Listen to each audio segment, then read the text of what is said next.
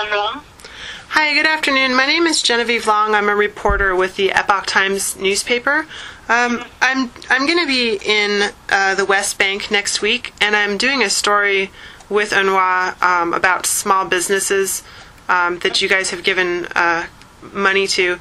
And I actually was wondering if I could get a copy of, you had a trade show last year where you highlighted 100 businesses that you've given money to in Gaza and the West Bank.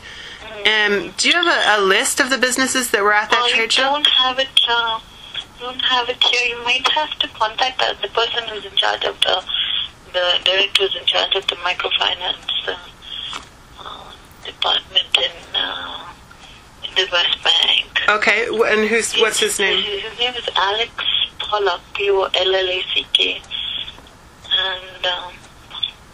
and his extension, his email would be a.pollack@unrwa.org.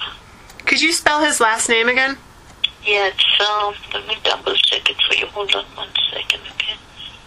Just want to make sure that I'm giving you the right spelling.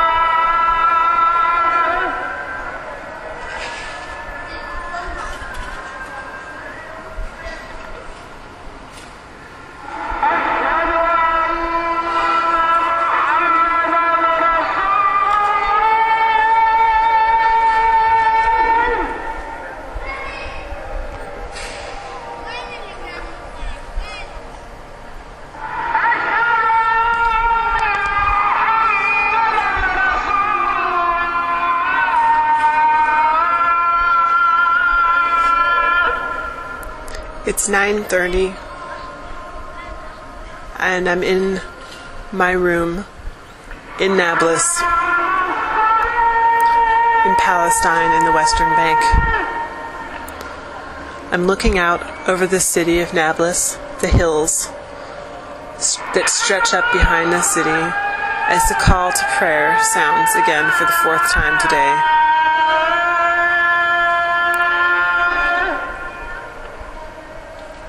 You can hear the mosques all over the city sounding out the call, rippling one after another.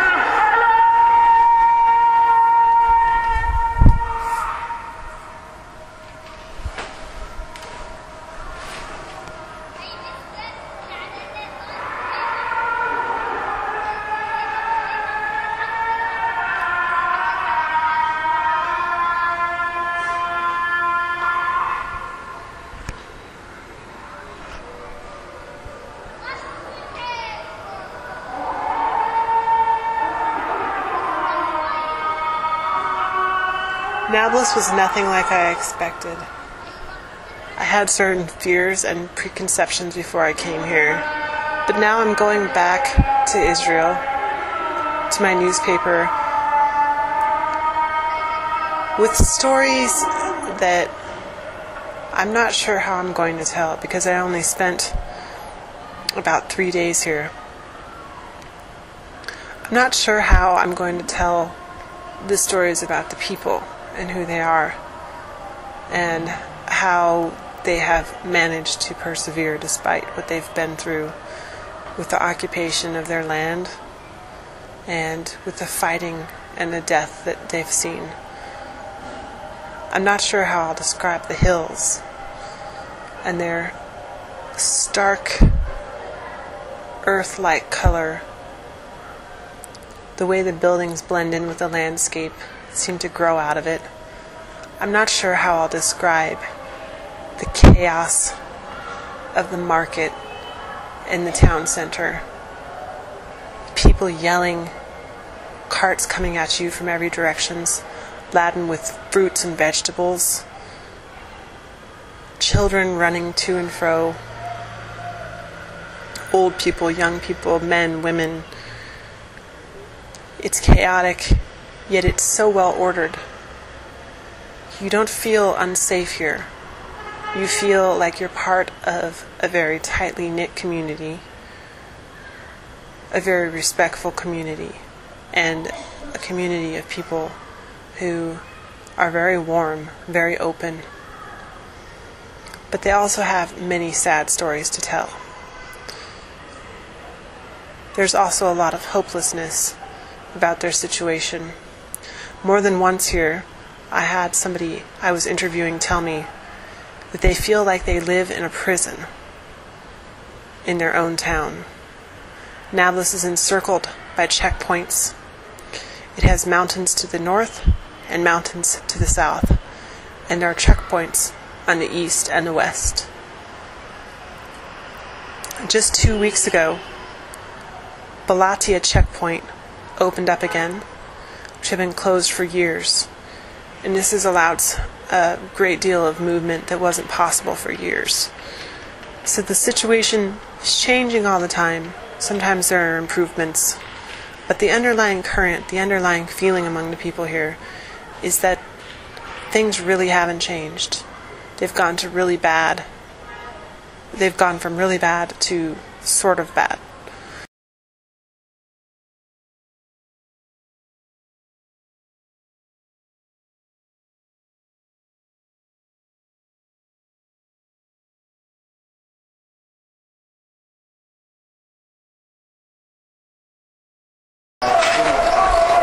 It's impossible to describe Nablus in words.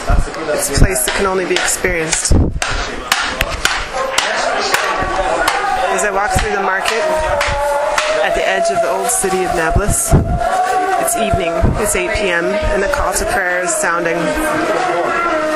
There are more than 60 mosques in Nablus, a city of about 7,000 people. The sounds around me are the sounds of the people of Nablus. The children, the shop owners, the sound of the mosque and the call to prayer. It's a hub of life and activity. It's an amazing place that has survived an amazing amount of trauma during the conflicts with the Israelis. Despite everything, the people here are not bitter and are quite warm and friendly and open, and will smile at you and say hello if you say hi to them.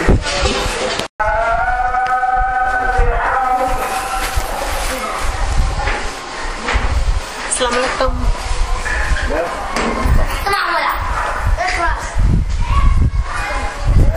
Hello. Hello.